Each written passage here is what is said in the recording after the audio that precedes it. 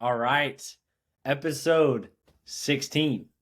Yep. Let's do it. Let's get So, it. when we started that had the original idea for the follow-up podcast, one of my big things was I wanted to give our viewers new episodes, new podcasts to listen to. I didn't want one thing I didn't like was having to look through podcast lists to find a new one, right? And so one of the things I wanted us to be able to do is provide our viewers with new podcasts. And today we have the Darknet Diaries podcast.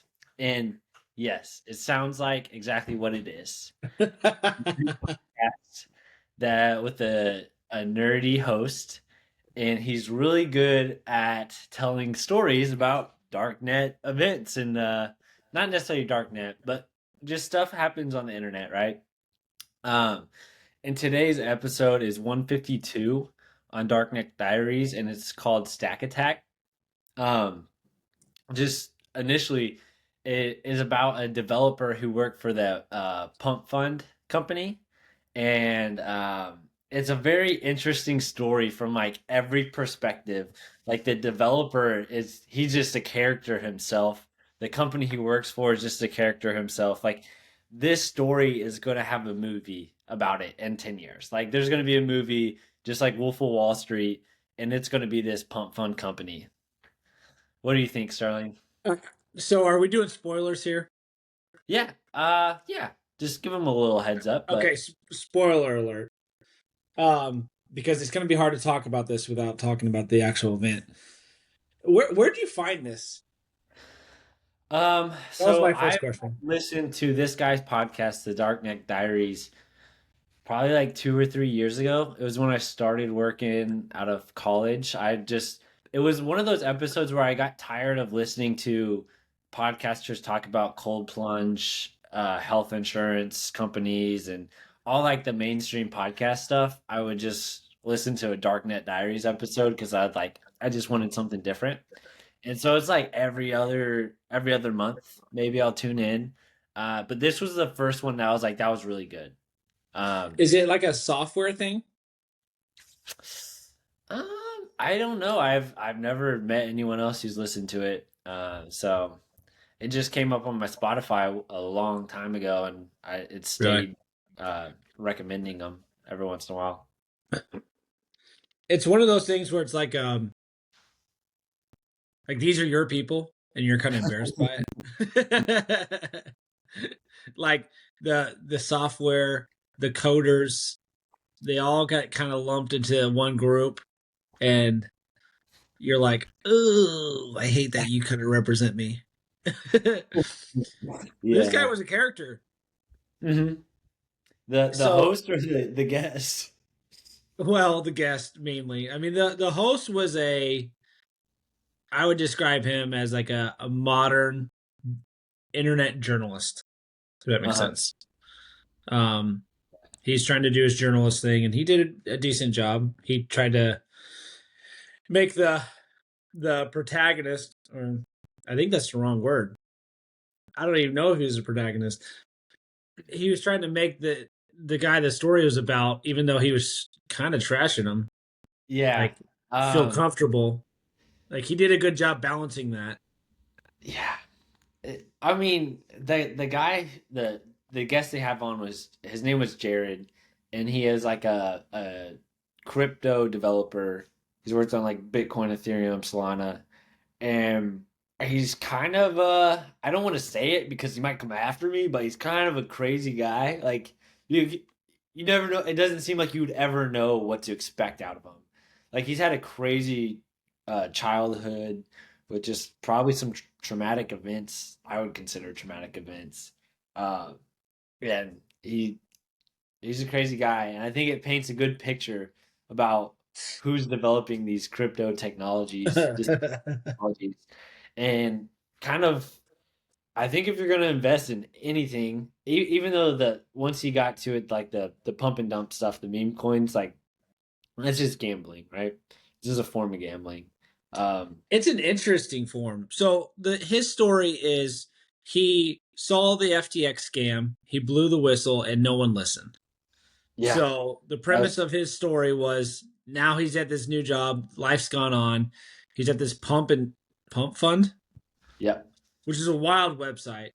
I looked at it. It is. I don't even like. It takes you a minute to figure out even what's going on.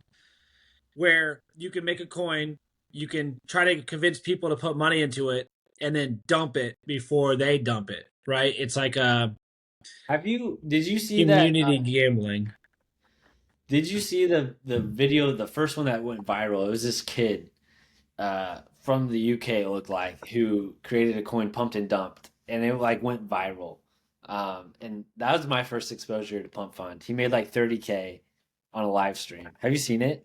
I heard about it today. I have not seen it. Let me share this.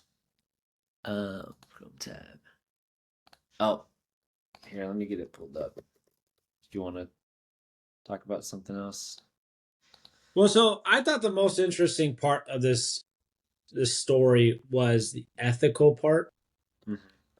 Um, and what the journalist slowly like kind of lays out for you is all the ways that people push ethics to the boundaries to pump and dump their coins. He rattled off 10 examples at the end, which was crazy. One person was like, buy my coin or I'm going to shoot my grandma. Right. Yeah. And so there's these weird, like, is that legal? Is that illegal? Was he really going to shoot his grandma? Is that hyperbole? Is that comedy? Well, Are you allowed to like do these? Are these like business transactions that are governed by the SEC? It gets weird. yeah, and that's like it's like the Wild West. That's what I kept on coming back to. It's like these people are living in a area with no regulations. Because the regulations haven't moved out west yet, right? I Hmm. mean, there's no normal cop that even knows what pump fund is, that can stop this. There's no detective. I mean, I'm sure there are, but let's see this. Oh, holy fuck! Holy fuck! You full it. Holy fuck! Thanks for the 20 bandos. Oh, Yeah, he did. Yo!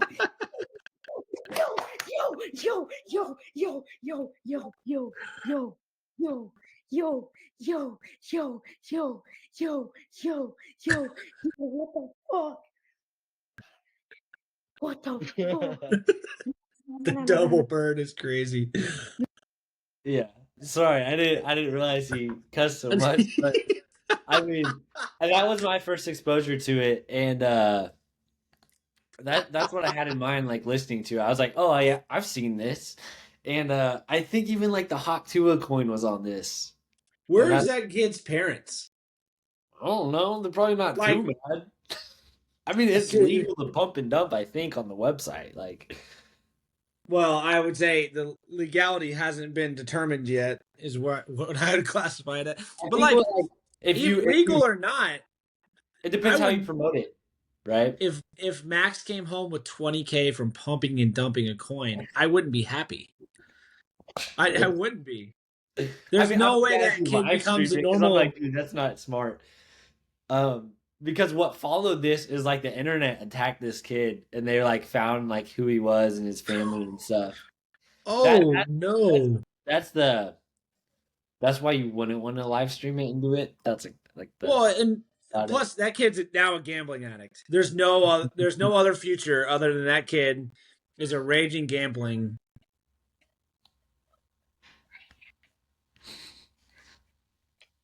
Um, yeah, dude, it's the Wild West out there in the pump fund. So to give you a little understanding of this company Pump Fund, the website looks like 4chan on purpose, right? 4chan is supposed to be like the gutter of the internet. Um, and they he described it like they don't have a terms and conditions, even though when I got on it today, when I checked it out, they have it now. But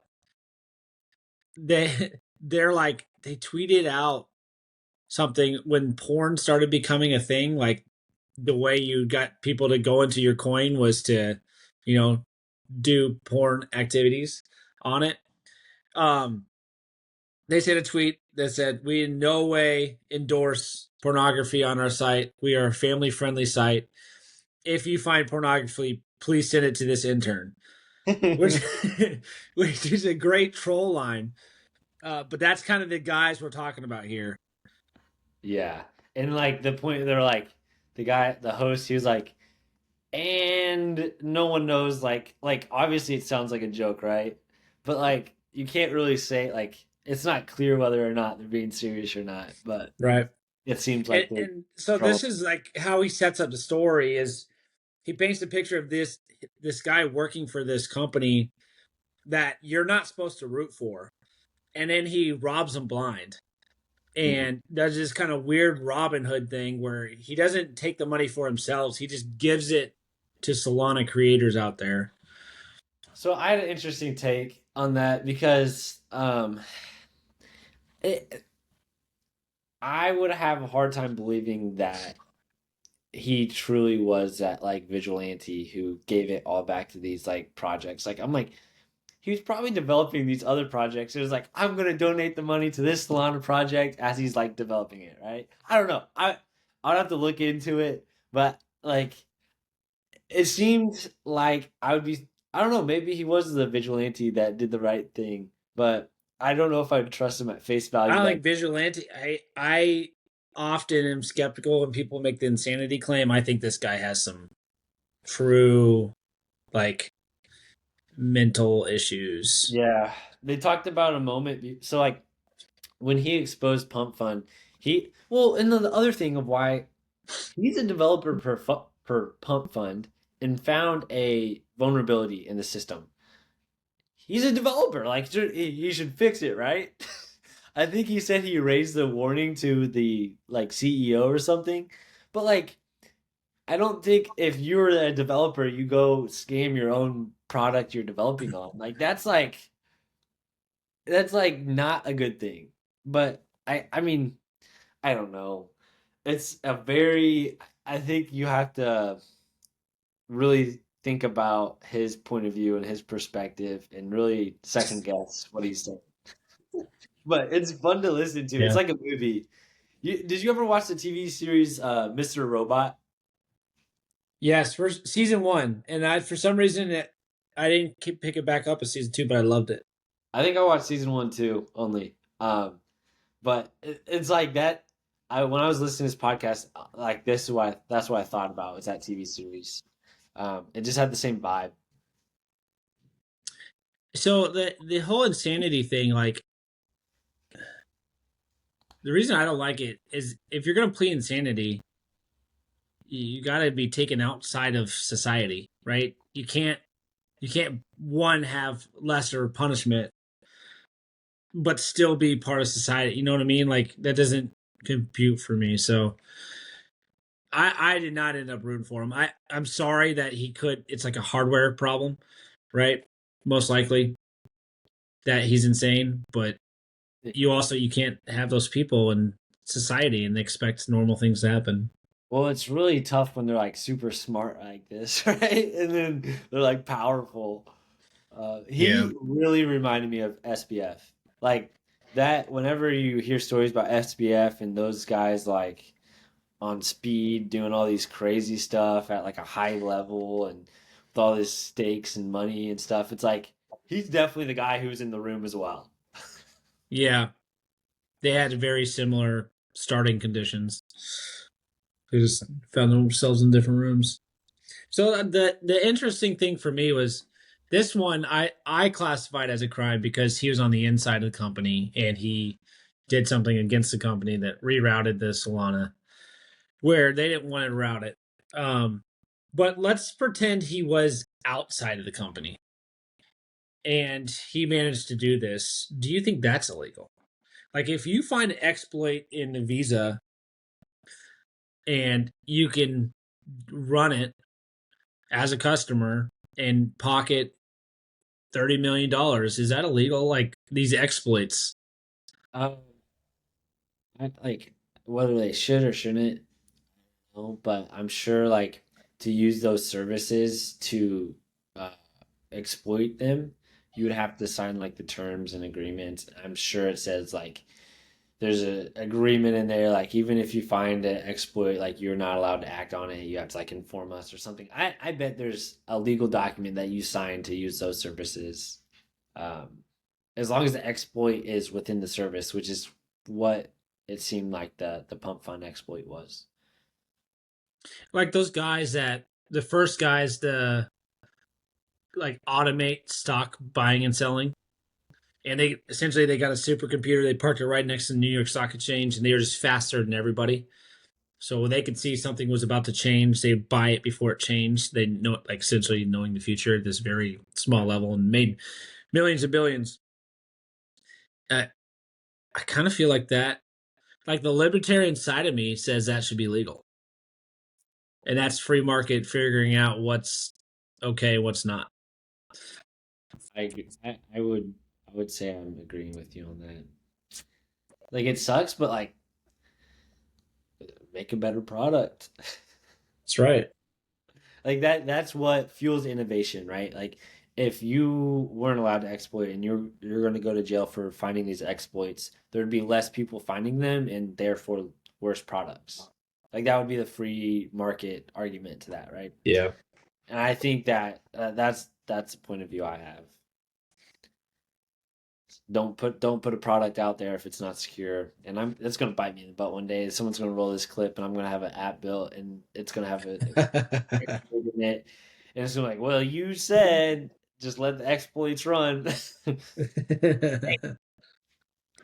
Yeah. What else you got? um, so I looked into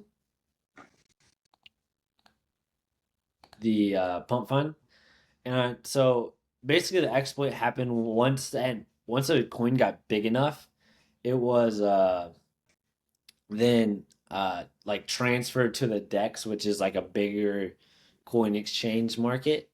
And so these are the top 12 coins that came out of Pump Fund. The first one is this Elon coin. And then at number 3 is Baron. Number 4 is Mr. Beast. Number 6 is Mega, Make Europe Great Again. And it's interesting. Um, and then I looked at the market cap for this Elon coin. What do you think it is? I don't know if you saw it. I hope you didn't. All right. 12 million. $600 million is in Oh this my is in this meme goodness. coin now. Was that at its peak or is that current? That's its 24-hour volume. Whoa.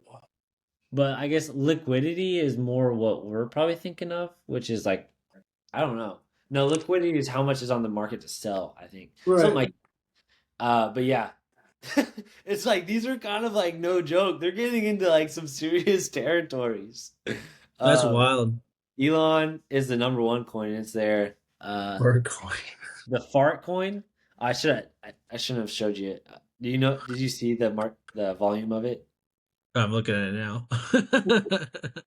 $200 million volume in That's fart. nuts.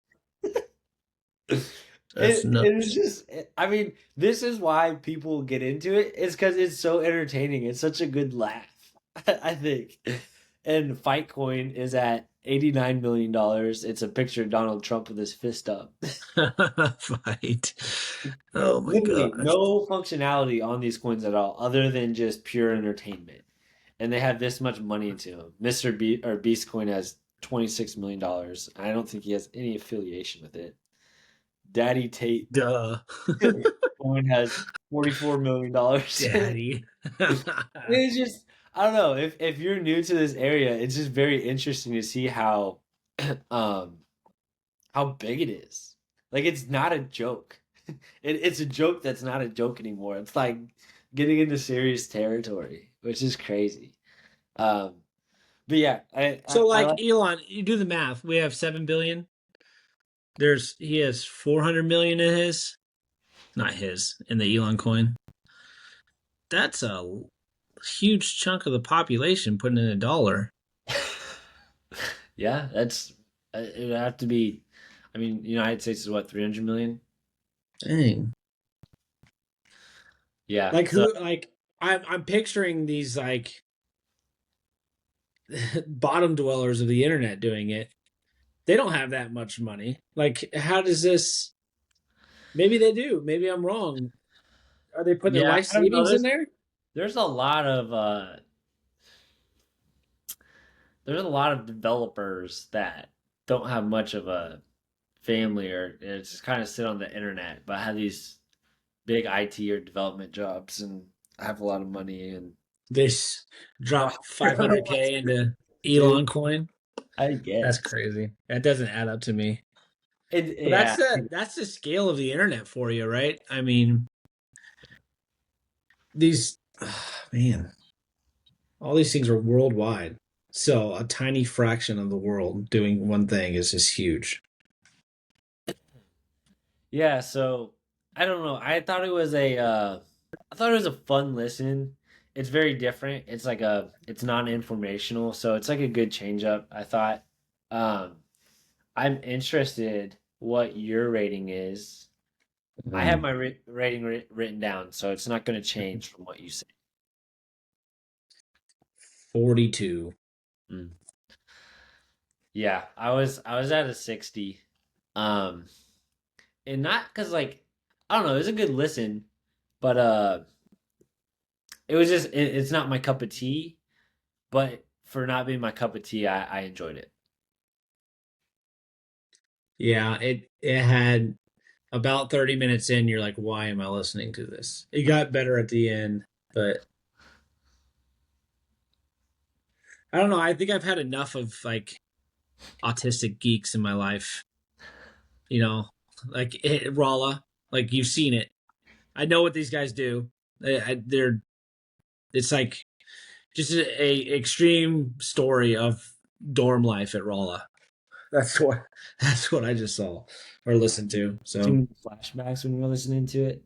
a little bit like there's some like strange, very antisocial, and not just like not being able to talk to people, just like they don't act like the rest of society acts, but they're intelligent. So I don't know how they got there at Raleigh. There was millions of them, not millions, but you get my point. They were everywhere. Yeah. That's all I got on the notes for it. Uh, you have anything else you want to add? I don't, I was kind of guess. I mean, the podcast itself was only 40 minutes, so I wasn't expecting this one to be super long one. But dude. um, Ow, did you just get shot? Cal, give me the gun. Cal, go. Oh my gosh, Really just got shot with a Nerf gun in the eye. I'm six Anyway, inches away. let's wrap then. Yeah, I thought it's a change up, and I want to, you know, give our listeners different podcasts to listen to, different flavors. That's one of the things I want us to provide. So even if it's not our favorite one, some people may love it. So I think we gave a That's pretty right. good perspective about it, and it's a pretty interesting story. All right, I think that's a wrap then.